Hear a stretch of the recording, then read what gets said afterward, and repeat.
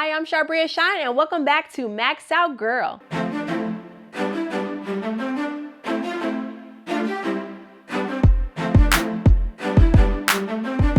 All right, so I'm excited because we have a new series. Whoop, whoop. All right, so today I'm starting my self-love series because I just published my new book, The Self-Love Manual. So yes, sis, we got some fun things coming up. First of all, May 3rd is my love party / book signing. It is May 3rd, 2 to 5 p.m. It is free to come. If you would like the book, it is $20. So you can go to charbria.com and we will direct you there. Or actually, you can go on my Facebook. That's the easier way. On my Facebook at Charbria Shine. And then if you just scroll down, you'll see it. The book signing, the love party. You could click on there and get your free ticket or your ticket with the book so that you can get it signed. It's going to be fun. It's going to be music, of course, fun activities, empowerment by me. I'm going to sign books, a cute picture opportunity, mixing and mingling, and more. We're going to have a great time. So you don't want to miss it. Put it on your calendar, May 3rd, 2 to 5. All right, so also if you can't make it, go to charbria.com, click store, and you can get your book, your copy, The Self-Love Manual. So again, as I said, we are starting the self-love series, and you might wonder why write a book about self-love? If you know me, you know I love empowering women. I think it's so important for us to know who we are, whose we are, that we were created on purpose, for purpose, by purpose himself. And I think it is so important for us to realize that if we don't take care of ourselves, if we don't love ourselves, every relationship in our life is going to suffer. Because I feel like the love that we have for ourselves and for God, that comes from God, pours out from us to other people around us. And I feel like as women, we pour out into so many people, whether that's on your job, whether you're married, whether that's your children, whether you're a big sister, you're a daughter, right? So many different areas that we pour out to, our friendships. And sometimes we forget to pour into ourselves.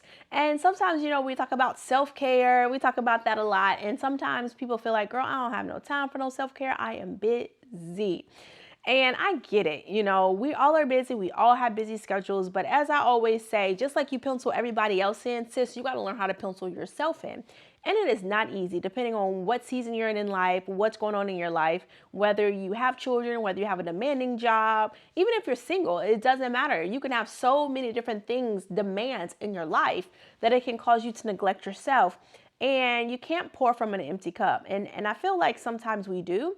Me, I love what I do. Most of you guys know I'm a playwright. I'm an author. I'm an empowerment person, as you see, speaker. But sometimes, as much as I love my work, I get so into it, so I'll be obsessed, I could say, with it, that I forget to take care of me. And then after a time, I feel depleted and exhausted and tired, and sometimes lacking inspiration to continue because along the way, I forgot to pour into myself. And it's so important that we don't forget us, that yes, work hard, be all of those amazing things to everyone else, but make sure you're taking care of yourself. And self-love is just not about self-care, but that's such a huge part of it. Like whether you might need to take that vacation or staycation, or you might need to, girl, make sure you're going to sleep early enough to get, your hours of rest that you need. Make sure you're drinking enough water. I mean, the list of self-care tips can go on and on.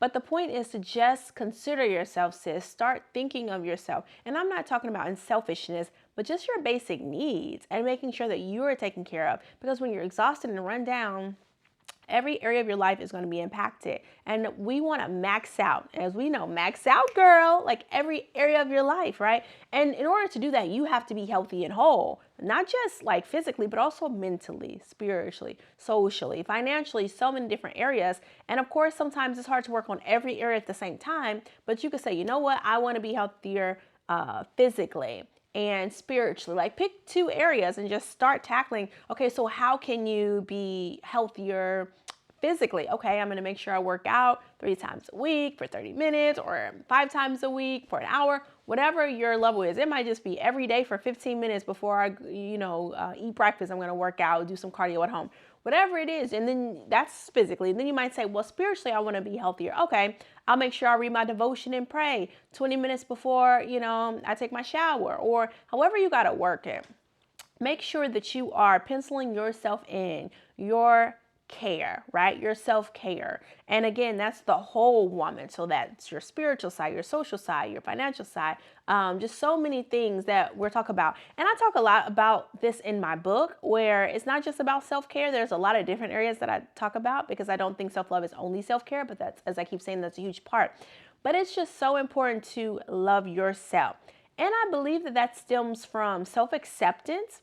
Everybody's childhood is different. Everybody's, experiences are different. Sometimes experiences can make us doubt ourselves as a woman, doubt maybe our value, doubt whether we are worthy of love and respect. Maybe we're settling for less in our career, in our life, in relationships. Maybe you're dating, you're settling for less in your partner. So many areas. And I feel like sometimes that stems from our background, or what we've, dealt with in life, maybe traumas, maybe, mistakes you've made, and you feel like your value are in those things, and it's not. And so we have to accept ourselves, our past, where we come from, our mistakes, the things that happen to us. We may not agree with them. They may have been terrible, but we have to learn to heal and to accept the past, but let go of it if we can. Let go of it and heal from it and move on. And I think it's so important to just accept us as we are, but love ourselves enough to not stay where we are. You know what I mean? Like, for example, I used to be a crazy perfectionist. Like, I wanted to be perfect in every way. I was so hard on myself, and it wasn't healthy. And though I was a high achiever, I feel like my identity and a lot of my self-worth was based on my achievements. And if I didn't feel like I performed in an area of my life like my expectations, I feel like my value was attached to that. And our value is not attached to that. And so I had to realize that I'm not perfect. That's okay. Strive for excellence, but not to be perfect. If we're striving for any perfection, is to be more like Christ if you're a believer. But other than that, trying to be perfect as human, that's just such a high, lofty goal. Again, yes, perfect your character, perfect the different areas of your life. But don't be obsessed with being perfect, because you're going to make mistakes. You're going to learn. You're going to grow. But again, I said, love yourself enough to accept yourself, but love yourself enough to improve in your weak areas. And, this topic is so vast, and I can go on and on. That's why I want to do a series. But this is kind of just like an introduction of a little bit of, why we should love ourselves. And first of all, we're created by God. We're created by God. He loves us. He has a purpose for you. He's called you. He knew you before you were in your mother's womb. He knows the number of hairs on your head. He knows all the hairs on your skin, like every pimple, every birthmark. He knows everything about you and loves you. He called you by name, and he has a purpose for you. And so knowing that, it can help you accept yourself and love yourself as you are. And to know that you have a purpose. No matter where you are in life, you might find yourself in a situation in life right now where you feel like, I don't like me, or I don't like where I'm at. But the beautiful thing about that is you have the power to change it. And you might feel like, but I don't have the power. Yes, you absolutely do, sis. You have the power to change your life. And it's so important to know that, like, you don't have to stay stuck where you are, whether that's bad self-image, bad self-esteem. Maybe you don't like your weight. Maybe you don't like how you dress. You want a new image. Maybe you don't like your job, the amount of money you're making. That all can change. But you first have to know that you're worthy of the change and that you have the power to make the change. And again, I just want to encourage you to love who you are, every part of you. And if there's parts of you you don't like that you could change, sis, be my guest, change those things. Like, let me be real. Like, let's talk about physical, because I feel like physical is such a big thing for us as women. If there's something you don't like your hair, girl, you can change. Ain't nothing wrong with that. Do you, boo? Like, if you feel like for me, I had my bottom teeth were really crooked. Actually, my top two, like growing up, and I got braces. Like, amen. There are things that we can change, and it's within our reach. Change it if you can. But that doesn't mean you don't love yourself or don't accept yourself. You just want to improve certain things about yourself, and that's okay. But know that your value is not in your appearance. We all want to look good and feel good. And we know that when you look good, you do feel good, right? So if there's things that you can change, like making sure that you look a certain way, you want to make sure your hair is done. You want to make sure you have a nice outfit. Your clothes are clean. You smell good. Like, oh, that's part of self-care. And to me, that's part of also loving yourself, that you're going to take care of yourself, because our bodies are a temple of the Holy Spirit, right? Our bodies is the Lord's. And so you want to take care of yourself. You don't want to be vain, but you want to make sure that you're loving on you. You're representing God well, representing the kingdom well. And that doesn't mean you got to have name brands, that, whatever, be vain. No, but it just means you are taking care of yourself, making sure that you look nice, because you're going to feel good. And then you're going to show God's glory. People will be attracted to you. And if you're a believer, you're going to be able to share the goodness of God. You don't want to be, making God look bad. or yourself or your family's name, right? You want to make sure that you are presenting yourself well. So it's so important to know that you are worthy of value. You are worthy of love and respect. All right. You are equal to anyone and anything. And you have to know that you're important, you're valuable, but you have to keep that view in mind, that point of view. And that's an acronym I always use: view. You're valuable. I, important. E, equal and worthy of love and respect. Equal to anyone and anything. And then W is worthy of love and respect. So keep that view, that perspective as you're going through life, because things are going to try to knock you off your block.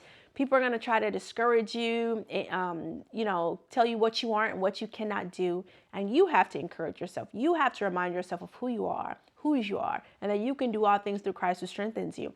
So, we all have those moments, even me, we all have those times, and you have to encourage yourself in the Lord. Affirmations over yourself, because power of life and death is in the tongue. So speak over yourself the things you would like to see in your life and start making those changes, start making those action plans. But again, love yourself, accept you, love yourself who you are, but love yourself enough to improve on your weak areas. So I just wanted to give a quick introduction of, this month's podcast episode, which is the love series, because I'm so excited about my new book, the Self-Love Manual, where in that book I share so many different things. I share I always like to share my personal journey and story through self-love and kind of my childhood and the adolescent years and young adult years and dating years and up into being single and satisfied into marriage.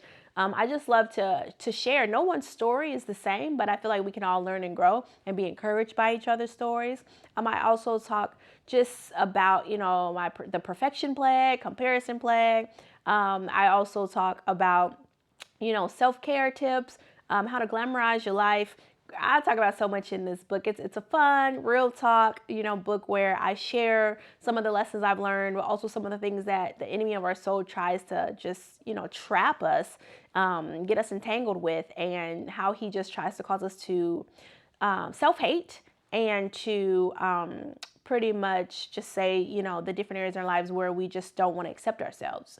And so, yeah, I really enjoyed writing this book because I just feel like it's such breath of fresh air to maybe, those who feel like, they're struggling in life right now, or you might feel like, well, I love me.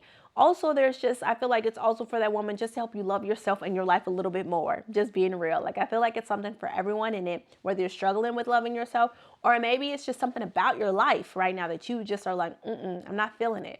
Maybe it's just that you may love yourself, but not love your life right now. And we talk about that too. Because again, as we know this podcast, I encourage women to maximize their potential in every area of your life. So you might feel like, yeah, my life's cool, but can it be better? Oh, yeah, I love myself, but can you love yourself more? Is there some areas in your life where you feel like they're okay, but you know what, I'm not maxing out. This isn't where I'm absolutely in love with my life or absolutely in love with myself. And that's okay. It's self-acceptance or self-awareness, is what I mean. Self-awareness is so key because you can fix those areas that you don't like. But if you're not self-aware, you're not being open and honest with yourself, then no improvement will happen. So yes, I'm really excited just to talk about this, to talk with other women about this, about self-love, the things that try to, come against us as women. And I just want to discuss it. So I'm excited. Can't wait for you guys to read it. Can't wait for you guys who are local to come to my love party / book signing on May 3rd. We are going to have a blast. So I love you. I hope I said something encouraged, inspired, and elevated your thinking. And always remember, max out, girl. I'm Charbria Shine. Talk to you next time. Bye.